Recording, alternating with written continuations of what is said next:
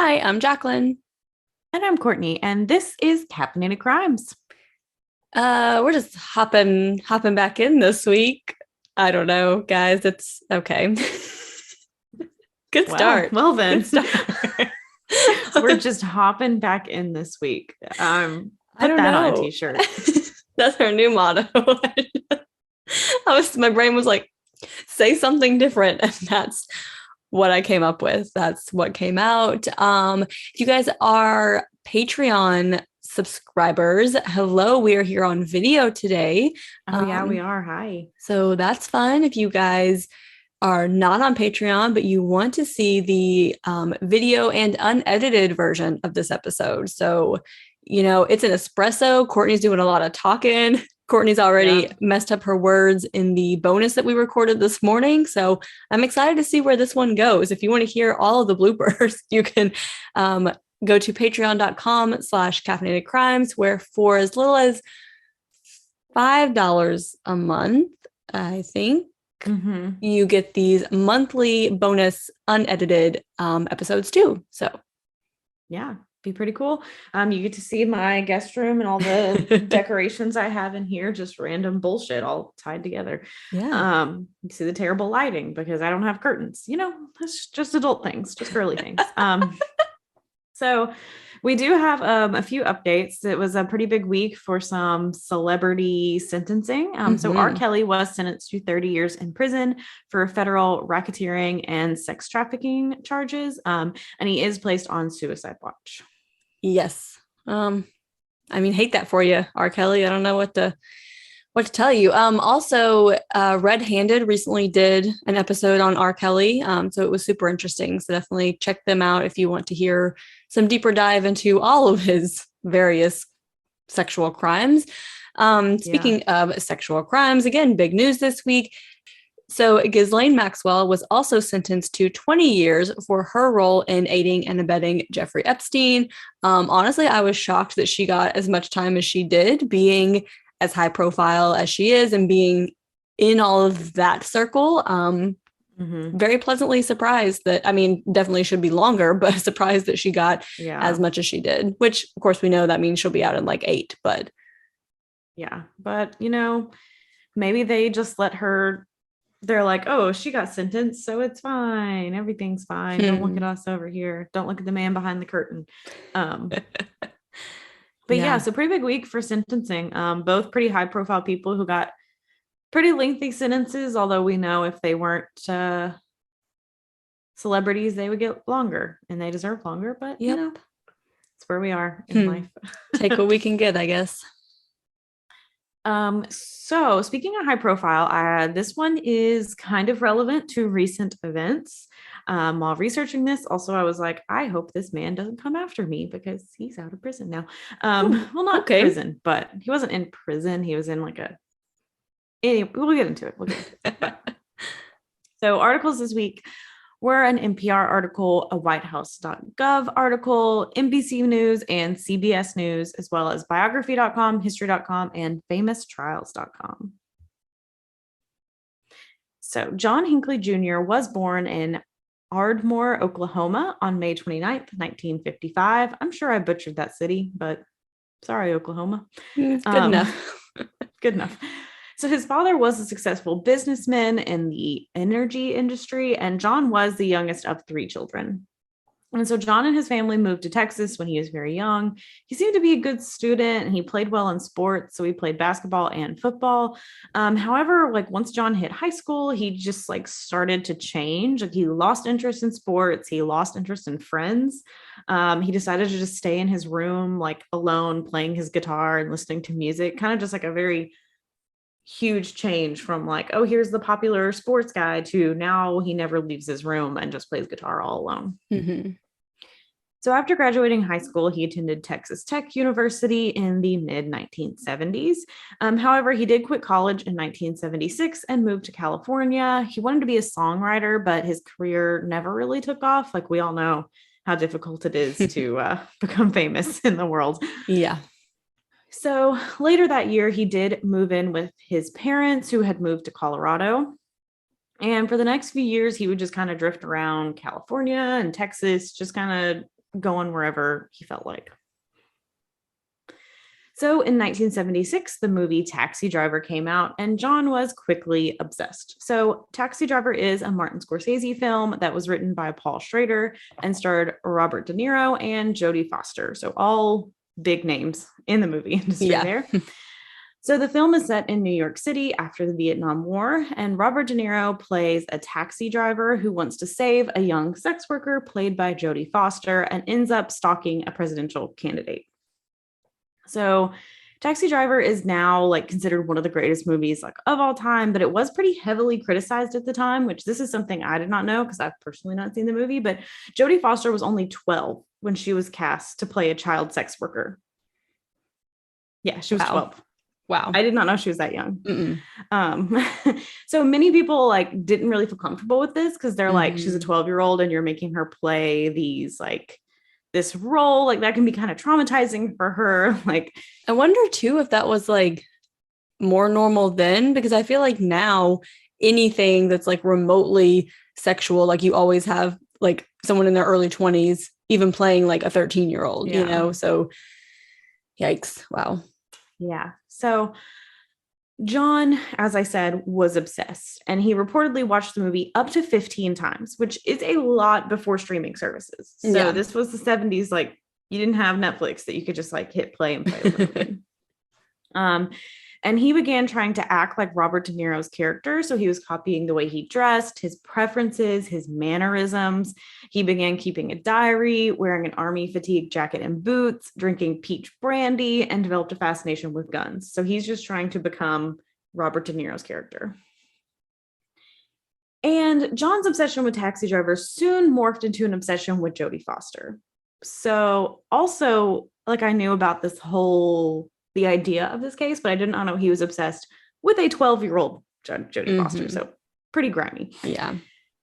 So in 1977, he realized his music career was failing and he went back to Texas Tech, and he sporadically attended classes and spent most of his time alone. And so over the next 2 years, John's parents became concerned about his depression, like it's just getting worse and worse.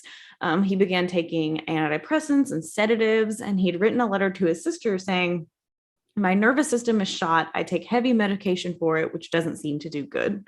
So even he's kind of like, things aren't going well.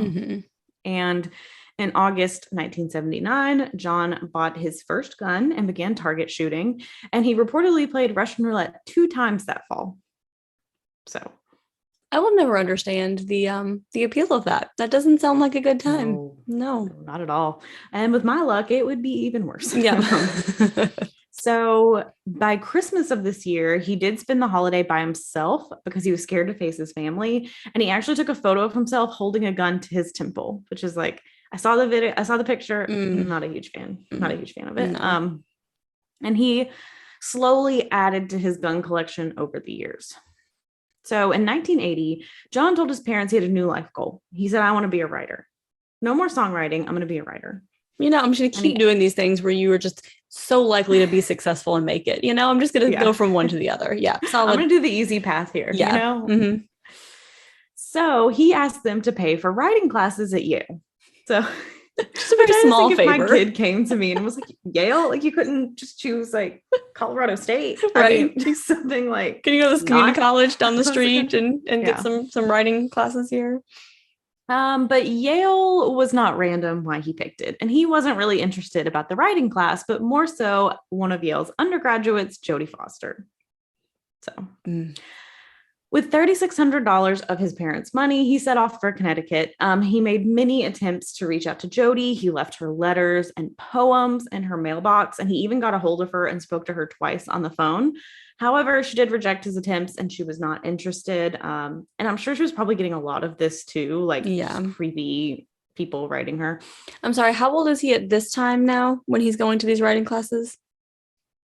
So he's born in 55 and this is 80. So okay. Is that 35, 25? This is the 80s. 25. Yeah, 65, 75. More than, between 25 and 30. Okay. Yeah. Sorry, just wanted to. So still like mid 20s here, still like kind of young. So he decided, I think I know the best way to win her over. Like, I know how to get her attention. And it's just casually kill a president. Yeah. Just casual. Good idea. Yeah. So first he wanted to kill Jimmy Carter, who was president at the time, which like rude. Like Jimmy Carter is such a nice man, like, right? Such a sweet man, nice man. Like, come on now. Yeah. So in a 3-day period, John visited 3 cities where Carter was having presidential rallies. So Washington, D.C., Columbus, and Dayton. And video in Dayton actually shows he was able to get within 20 feet of Jimmy Carter at that rally. Wow. But he claims at this point, he was unable to get himself like into a frame of mind where he could kill. So he's like, I should do this, but I'm not like fully committed yet, I guess. Mm-hmm. I mean, I guess murder is a pretty big deal, Yeah. Mm-hmm. You got to be in the right headspace, I guess. So for the next few weeks, he flew across the countries, making appearances in New Haven and Lincoln, Nebraska. Like he's just going everywhere. Mm-hmm. And he then went to Nashville to see Carter again. And security officers at Nashville Airport arrested John for having handguns in his bag and confiscated his guns. But he just paid a fine and he was released. So he flew to Dallas where he purchased more guns. So even though he just had this offense for flying with guns, he was able to just go to Dallas and buy more. Wait, so you mean there's not like a system that like flags that or anything? Wow. Whoa. Which I can understand in the 80s, but in fucking today's world, what you doing? What you doing? So he then went to Washington, continuing to just like follow Carter's campaign. He's just like following him across the US.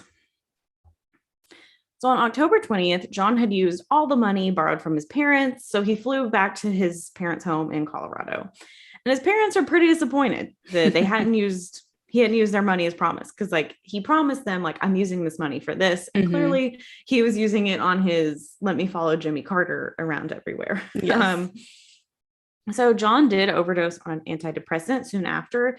So the Hinckleys scheduled for him to meet with like a psychologist, Dr. John Hopper. So Dr. Hopper met with him a few times over the 4 months, but never learned about his Jodie Foster obsession or his idea to assassinate a president. So he's meeting with him quite a few times, but John never brings these parts up.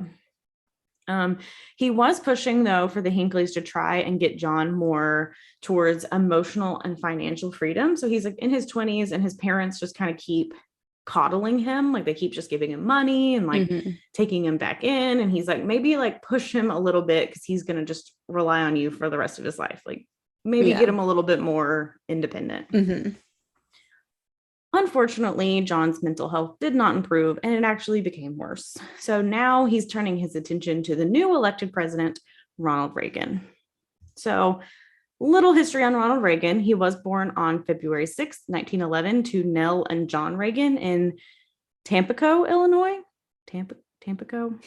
There can't be another way to pronounce that, right? I'm sure there is. Tell me. There is. There probably is. Tempico. Tampico. It's actually Tampico. Okay. There's like a silent letter that in you have there. to like your throat. So he attended high school in Dixon and went to Eureka College. So he studied economics and sociology, and he played football and acted in school plays as well. And once he graduated, he actually became a radio sports announcer.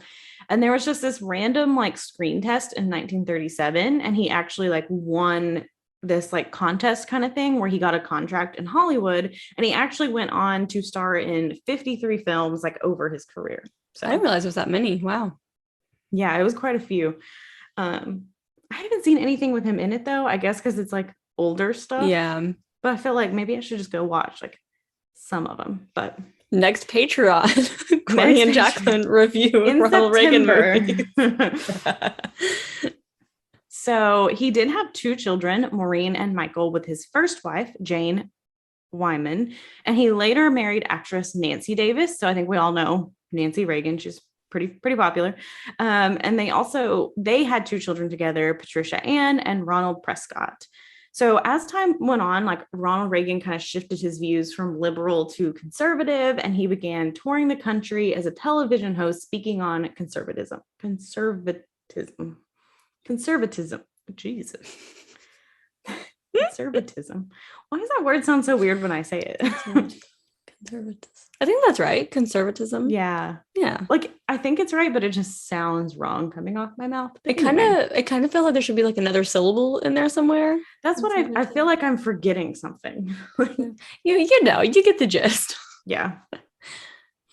Anyway, so in 1966, he was elected governor of California and was reelected in 1970. Then in 1980, he won the Republican presidential nomination, and his running mate was George H.W. Bush. You may have heard of him. So Reagan did win the election with 489 electoral votes, which is a lot. Wow. A lot. It's a big like, I think Jimmy Carter only got like 40. Yeah. So it was kind of which I'm not going to go much into it because, guys, we just don't have the bandwidth to talk about politics. But basically, like, it was one of those things where like the economy was kind of down during Jimmy Carter. So it's this shiny Ronald Reagan who's going to come in and, you know, he's a familiar face because you've seen him on your TV and, you know, stuff like that. So on January 21st, 1981, Reagan took office. So John was traveling again to Washington, where Reagan was, New York City, and New Haven again. He's just boop, boop, boop, boop, boop around. And when he was in New York City, he contemplated killing himself in front of the Dakota, similar to how John Lennon died. So if anyone is an armchair expert fan, I don't know if you've ever heard, they'll go ding, ding, ding whenever things like line up. That's literally what I thought when I saw it, like ding, ding, ding. Do you remember our episode like 3 weeks ago about John Lennon? It was not planned. It's crazy. So on December 31st, 1980, John recorded himself in a disturbing monologue where he spoke of not really wanting to hurt Jodie Foster, fears about losing his sanity, and the likelihood of suicide city if Jodie did not love him back. So clearly he's not doing well. He's not in a great place mentally at this time. No. So John returned to Colorado again on March 7th, 1981. And his father, Jack, told him, like, you don't have a job. You cannot return to this house. Like, we're trying to put up some boundaries here. Yep. Like, you can't, you're just, you know, using our money for whatever. Like, you can't come back to the house. You got to make some show of effort here. Yeah. Jack did give him $200 for a hotel because he's like, well, you are my son. I can't be homeless.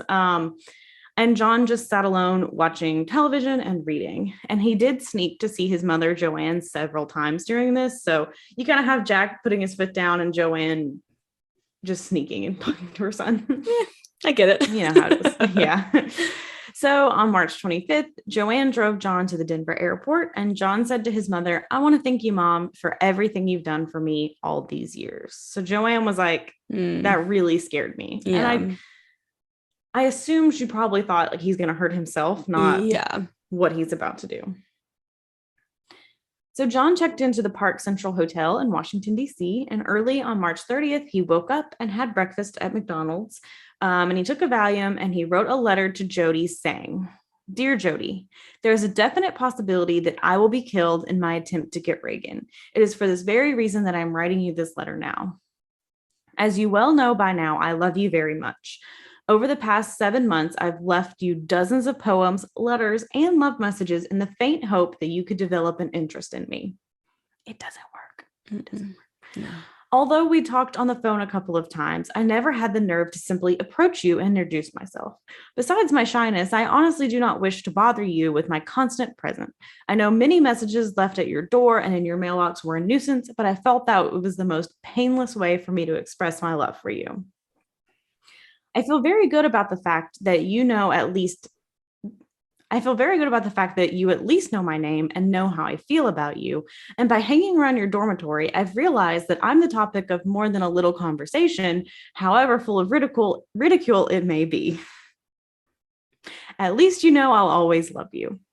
Jodie, I would abandon this idea of getting Reagan in a second if I could only win your heart and live out the rest of my life with you, whether it be in total obscurity or whatever. I will admit to you that the reason I'm going ahead with this attempt now is because I just cannot wait any longer to impress you. I've got to do something now to make you understand, in no uncertain terms, that I'm doing all of this for your sake. By sacrificing my freedom and possibly my life, I hope to change your mind about me. This letter is being written only an hour before I leave the Hilton Hotel. Jodie, I'm asking you to please look into your heart and at least give me the chance, with this historical deed, to gain your respect and love. I love you forever, John Hinckley. Wow. I cannot imagine being Jodie Foster and getting that and being like, because you're like, I didn't do anything. I didn't like, oh yeah. God. Yeah. Yeah. And the fact that he's like, I won't do this if you just love me, but in an hour I'm going. Yeah. Like, she's not going to get that letter. I'm going to do this before you get this letter, but like, you could have stopped me. Like, what? No. Yeah. And quit putting your like stupid shit on women and saying that like you did this for her because of her to impress her. What? This was just you and your moronic brain. Like, quit putting this shit on women. That's no. Yeah. So at 2:25 p.m., John shot Reagan and 3 other men outside of the Washington Hilton Hotel in Washington, D.C. So Reagan was leaving the hotel after giving a speech to a gathering of Union members when John fired several shots at the president and men with him. So Reagan's press secretary, James Brady, was the most severely wounded. He had been struck in the head, but he did live. God, wow. Yeah. Police officer Thomas Delahanty was hit in the back. A Secret Service agent, Timothy McCarthy, was shot in the abdomen, and Reagan's lung was pierced with a bullet that just narrowly missed his heart. Like they were like, it's a miracle it did not hit his heart. Reagan was able to walk into the hospital after being shot, and he was reported to have told his wife, honey, I forgot to duck. So wow. He's probably like losing so much blood. He's like, I forgot to duck. He's like, sorry, my bad. He had to undergo surgery to repair his injured lung, but he did make a full recovery. However, James Brady was not so lucky. He was left with permanent brain damage and confined to a wheelchair for the rest of his life. He did become a well-known gun control advocate, and actually, when he died in 2014, they ruled his death as a homicide because of the shooting. Yeah. They were like, he would have lived a lot longer had you not basically, you know, because there's a lot of like health issues that come from being in a wheelchair also. So again, thankfully Reagan did survive this assassination attempt. He did go on to serve like 2 terms as president. He made history in a few ways. He was the first president to be divorced. So before that, no one had been. Yeah. And he was also the president to elect the first woman to the Supreme Court, Sandra Day O'Connor, which I also did not know about that. Obviously, Ronald Reagan is not the greatest president we've ever had. He had his faults, but that's not really what this podcast is about. You can find plenty of podcasts to talk about Ronald Reagan and everything he did. Again, this is like John Lennon. He's the victim here. I'm not going to sit here and like bash him over anything. Yeah. So after Ronald Reagan's terms ended, he and Nancy returned to California and lived in Los Angeles. He did reveal in 1994 that he'd been diagnosed with Alzheimer's. And on June 5th, 2004, he died of Alzheimer's at his home in Los Angeles. At the time, he was the longest living president at 93, but Jimmy Carter has since surpassed him because he's currently 97 and will be 98 in October. Wow. So Reagan was given a state funeral in Washington, D.C., and later buried on the grounds of his presidential library. And Nancy Reagan died of heart failure in 2016 at the age of 94 and was buried next to her husband. So back to the scene of the crime in 1981. We're going to jump back. John was MPD. See? Full circle, Courtney. Full circle. We're going full circle. So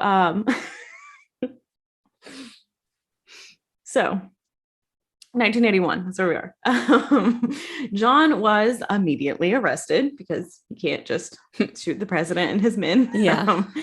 He later said the assassination attempt was an unprecedented demonstration of love, and that he was Romeo and Jodie Foster was Juliet. Ugh. So John was put on trial, and if you look into it, there are a lot of testimonies from different psychologists kind of talking both sides of his mental health. You can find that. I'm not going to go into it because I don't want to not bore you guys, but it's just like back and forth. You know how it is like in trials. It's just like, yes, he is. No, he's not. Yes, he's whatever. But the jury did find him not guilty by reason of insanity. Wow. So he was sent to St. Elizabeth's Hospital, which is a psychiatric facility in Washington, D.C. And an ABC News poll taken the day after the verdict, 83% of Americans believe that justice had not been served. Wow. That's a lot of Americans. So once in St. Elizabeth's Hospital, he started to show some weird tendencies. He was pen pals with Ted Bundy before Bundy's execution in 1989. Just keeping great company over here, sir. Yeah, got some good friends, you know. By the late 1990s, John's parents claimed that their son had made progress in his recovery. So he was working a clerical job within the hospital, and he was kind of allowed to walk around freely throughout the hospital. Like he's not like confined to his room or like shackled down anywhere. Yeah. And for many years, John had a girlfriend who was also a former patient of the hospital, and his parents just kept fighting for more freedoms for their son. In 1999, John was given permission to have supervised visits with his parents outside of the hospital. He did temporarily lose some of those privileges a year after when a book on Jodie Foster was found in his possession. He can't let go. Can't let go. And this has been almost 20 years from. So in 2003, he was allowed to resume visits. His parents then advocated for him to have more rights and unsupervised visits outside of the institution. Of course, the Reagans have been against these requests, including Ronald's daughter, Patty Davis, and his wife, Nancy. Like every time they were like, no, this is not okay. Like you shot my husband, my father. Like, no. And 3 other people. Like this wasn't a not that shooting one person makes it more acceptable, but it's like, yeah. And like, I kind of get it too, because like he was shot and like 3 other people were shot, one with like severe brain damage, and like you were found not guilty by reason of insanity. So I can imagine like being a victim of that. Like you don't have that much sympathy for him. You're like, I don't think so. Yeah. I would like you to not be back in society. Yeah. Especially when 20 years later, he still has a book on Jodie Foster. So then you're like, what's going on here? Yeah. And you were writing to Ted Bundy before, and it's not. Yeah. Yeah. So in July 2016, after being treated at St. Elizabeth's for 35 years, John was deemed fit to live with his 90-year-old mother in Williamsburg, Virginia. So over the years, his supervised visits had been extended to like 17 days to like 17 days a month. So like half of the month, he's allowed to have these supervised visits, like staying elsewhere. And as part of his release plan, there were numerous restrictions imposed on him. So they were closely monitoring his movements. There was like limits on how far he could travel, and he had to constantly provide authorities with his computer browsing history just to make sure he's not like Jodie Foster. Where's Jodie Foster? You know. Yeah. Or buying a gun online. So in November 2018, he was allowed to move out of his mother's house and live on his own, but he had to remain within 75 miles of the city. And the doctor's like permission. So if like he wanted to travel outside, he'd have to get doctor's permission. He did still have a long list of conditions and was required to meet with a social worker, a psychiatrist, and a therapist twice a month. And he was also not allowed to own a gun or drink alcohol or use drugs. He was also not allowed to be anywhere near any current or former presidents, vice presidents, or members of Congress. So they're like, you can't be near any elected official. Quick question. So obviously, like if he was getting out of prison, it's like a parole officer that's monitoring this. Like who is monitoring this for him? Is it still like a parole officer, or is it like, I think it's like a social worker, because he was having to meet with the social workers. So, and like the psychiatrist and the therapist. So I guess maybe they had people within the psychiatric hospital who could maybe like a case manager. I guess. Yeah. I was just curious. I'm like, who is in charge of like monitoring all of these restrictions and making sure that he, he had to like provide authorities with his computer browsing history. So I also don't know if there was some like law enforcement on this as well. Like it didn't really specify anywhere. Gotcha. But I guess technically he's not like a criminal. Like he was technically found not guilty, but you know, He also had a GPS enabled cell phone when he's away from home as well. So they're kind of like GPS tracking him as well. And his mother did die at the age of 95 in 2021. So in September 2021, the court approved an agreement that would allow his full release in June 2022. So the U.S. attorney for the District of Columbia wrote that John, quote, has recovered his sanity such that he does not present a danger to himself or others because of his mental illness if unconditionally released. So they're like, we think he's healed, I guess, not healed, but you know. Yeah. John has apologized for his actions, and they do believe he has been fully rehabilitated. So they're confident that he has. And John was officially released without conditions on June 15th, 2022. So about a month ago, not even, I think, when this is released. So on June 15th, 2022, John Hinckley Jr. tweeted, after 41 years, 2 months, and 15 days, in all caps, freedom at last with 3 exclamation points. So did I go on a huge deep dive of his Twitter? Yes, I did. I was about to do the same thing. Yes. So he also announced that he's officially launching his music career, and he plans to go on a, quote, redemption tour, where he will feature 17 original songs. On June 1st, he also posted a tweet saying, a big thank you to everyone who helped me get my unconditional release. What a long, strange trip it has been. Now it's time to rock and roll. He had a show planned for July 8th in Brooklyn, New York, and the show was actually sold out. Like all the tickets had been bought, but it was canceled, saying they received multiple threats. And they posted a statement how they did believe that ex-convicts and people with mental illness can recover, but that we live in very dangerous times. And with the threats, it's just too dangerous for the community. They're like, we don't really care who it is. If we're getting this many threats, we're not going to put people in danger. And he tweeted on June 22nd that he was looking for more venues that wouldn't cave at the backlash. So he also has started posting original paintings on eBay as well. Okay. So he has an eBay account. He'll post on his Twitter, like, this thing's for sale. So that is the story of John Hinckley Jr., who is fully released. And now I'm kind of scared that I've done this case that he is going to post on one of our social media accounts. Oh, but I already did all the research when I thought about that. So that is the story of John Hinckley Jr., his obsession with Jodie Foster, and his attempt at assassinating the president, Ronald Reagan.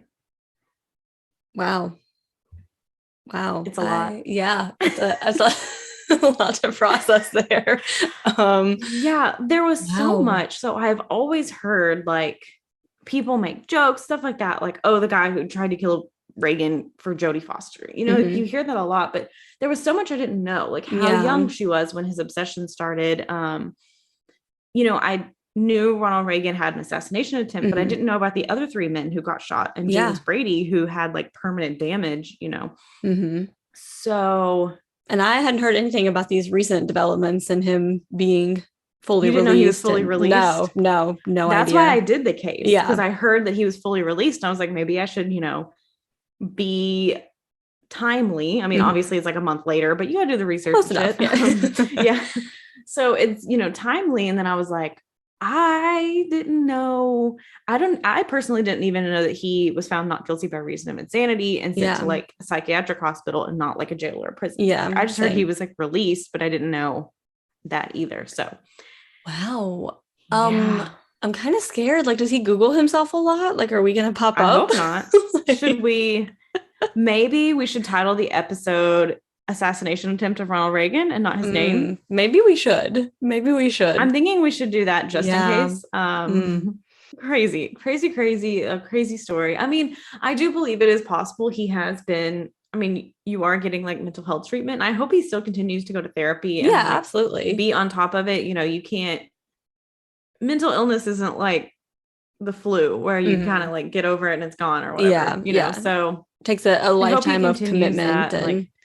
And I do believe he, you know, they do believe he is fully rehabilitated. I'm sure he is. And I hope that he's going to take this opportunity to like do things for good and not backtrack at all. I do appreciate the fact that they did like a slow approach to it. Like, it wasn't just like oh, okay, today you're released. See you later. It was like, okay, you can start to have like supervised and then a little unsupervised and then a little more at a time. And you can only stay with your mom. And it's like very slowly giving him that back versus just like so much at once where you're kind of setting people up to fail. Like hopefully the way that it was done, you know, that he will continue to be successful in his new life, second life, second chance, round two. I don't know. You get the, I don't know. Yeah. We'll see what happens with this tour too. I mean, I guess let me know if he's coming to a city near you and if you're going. Yeah. When you first said that, I was like, who would want to go? But then you said it was sold out. And I'm like, I guess there are people that would want to go. Especially such like a high profile name, like to be like, yeah, I went to a concert by John Hinckley Jr. Like, wow. Yeah. Okay. Do we do perk of the week for espressos? Because I think we do. Okay. I was like, it's been so long, I don't remember. I think the only time we don't do perk of the week is Patreon. Okay. That sounds good to me. Courtney, what is your perk of the week? Courtney was not prepared to do a perk of the week for an espresso. I was not. Okay. So my perk of the week, I'm going to try, maybe this will backfire on me and something horrible is going to happen, but my perk of the week is that shortly after this recording, I will be getting ready and I will be going to a 4th of July funeral for our freedom cookout. We're all wearing black. So it's like an anti-4th of July party. So I'm just really excited because, you know, it was kind of hard to be like, how am I supposed to celebrate the 4th of July? But I do love a cookout and I love a potluck. So that is my preemptive perk of the week. Hopefully it'll all go well, but I'm pretty excited and pretty excited to eat some food because, you know, isn't that what life's all about? Some good food. It is. Andrew bought a new grill. I don't know if Andrew's been on a grill journey. We've owned many a grill. So he's got this new grill and he's been playing around with it. He's been doing all this research. He's been, you know, anyway, so he grilled for a couple hours yesterday and made like stuff for all week. And it turned out it's pretty good. So hopefully, you know, he'll keep enjoying that. And he likes to get a hobby and then just, you know, get tired of it very quickly. Like a phase. Yeah. So we'll see but I mean, he loves to cook. So obviously that's, a lengthy hobby. So hopefully the grilling will I wish we had a grill. I thought about getting like a little grill and then just like rolling it out my garage when I want to grill. Yeah, you can do I that. only have like a patio and you can't really, that's a fire hazard right there. So yeah, that'd be nice. Or if you guys just want to come here and Andrew will grill you as much stuff as you could possibly want. That's a pretty long drive for a grill. But yeah, so that is my perk of the week. Jacqueline, what is your perk of the week? So my perk of the week, speaking of Courtney hoping that she does not ruin it by talking about ahead of time, is that what I ruined by talking about ahead of time 6 weeks ago at this point, I finally got to have my spa day that Andrew got me for Christmas, now that it is July. Christmas in July. I can dig it. Just to stretching those presents out all year. So I did finally get that yesterday. So it was super nice. I got this full body massage and a facial. I really enjoyed it. But Courtney, I do have to ask, are most facials just the lady berating you for your cheap skincare and telling you that's why your skin sucks and trying to sell you expensive cleanser? No. Okay, cool. So this lady was just a bitch. So yeah. So when I got my facial, she just kind of asked like what I use in general and was like, okay, yeah. And then I had asked her a question and she said like a product I was using. She was like, I don't recommend it because it really dries you out. And like most products that have like witch hazel are just kind of like not worth your money. She was like, it's just kind of a scam on you. But she did say like, if you want one, like here's some products like we would recommend, but she didn't like push me to buy them. Like literally as soon as we started out, because she's like, have you ever had a facial before? And I was like, no. And then she's like, okay, like tell me about your skin. And then she was like, what kind of products do you use? And like what specific, because I was just like, oh, just like a cleanser and moisturizer. And then she's like, which kinds? And I was like, I don't know. It's just like a Neutrogena. Well, that's the worst thing you can put on your skin. Like this lady acted like my skincare routine is like rubbing a fucking hamburger on my face or something. Like she was like, oh my gosh. like, she's like, that is the worst thing you can put on your skin. It's going to dry you out. It's a ba-da-ba-da-ba-da. And so then like the whole time she's like, now see how good that feels. Now see how much better that feels than it normally does. And then she's like, now let me look for blackheads. And she's like, I bet you're going to have them on your nose and your chin because that's where everyone who uses Neutrogena has them because it doesn't really clean your face. Everyone who's a fucking human has them if you don't get them cleaned out. I was like, I use Curology God. and I still have shit in my nose that like you got to get scraped out. Like it happens. And it's like, I feel like I have pretty decent skin too. Like, I don't think I have this, like, not that it would be okay if I had bad skin, but I'm like, anyway. So I think there's a way to approach it to be like, we don't really recommend these products because of this and this. Like, if you tell me, like, because that's what the girl said. She was like, I don't recommend the one because I said I used something else. Like, I can't remember the product. And she was like, she was like Dr. Myers. She was like, I don't really recommend that or whatever. And I was like, oh, that's what I was using. Like, I'll stop. She was like, yeah, like it'll dry you out. She was like, but I'm not going to sit here. Like, she didn't sit there and be like, wow, you have bad skin because it was more like, I've never had this kind of facial. And she was like, okay, well, we'll get in there and we'll get this shit out. Like, yeah. Like, it was very, like, the massage was great. The masseuse was great. I liked her. I was not about this. And also, I also don't like someone who talks a lot through a facial. She talked, to be honest, nonstop. And I'm like, girl, this is my spa day. I have people talking at me all day long. Like, I just want to sit here in silence and, you know. You can ask me a few questions and we'll see like how it goes. Like, I'll talk a little bit, but I don't want to talk the whole time. Yeah. And then like, she was like going on and on about like this product and this, and I'm like, I don't really care what you're using. Like, I mean, she did convince me to buy a fucking $40 cleanser. So I guess it worked, but that's besides the point. But then also, honestly, though, why is she pushing the cleanser and not pushing like I guess a cleanser makes sense, but I don't know. Like, why is that the product? She's like, you have to use this one. Oh, well, she wanted me to get like everything. And I'm like, girl, I'm not spending 200. Like, I'm already spent, you know. But this lady had so much Botox that she couldn't even make a facial expression. But I'm like, okay, sit here and shit talk me for my $7 cleanser.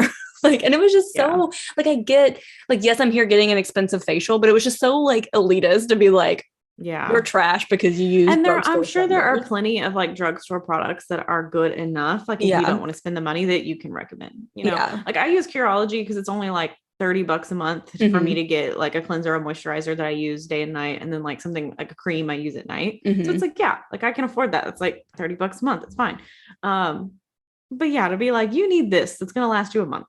$200 worth of products. Like, I'm sure we can find products that are good enough. Like, like I did, the one I got, like, it was $40 for the bottle, but like, I mean, it's a decent sized bottle that like you only need a small amount of it. So I'm like, okay, I can see that like this bottle will last a long time, and it did smell really good. And like, I did like the way that my face felt afterwards.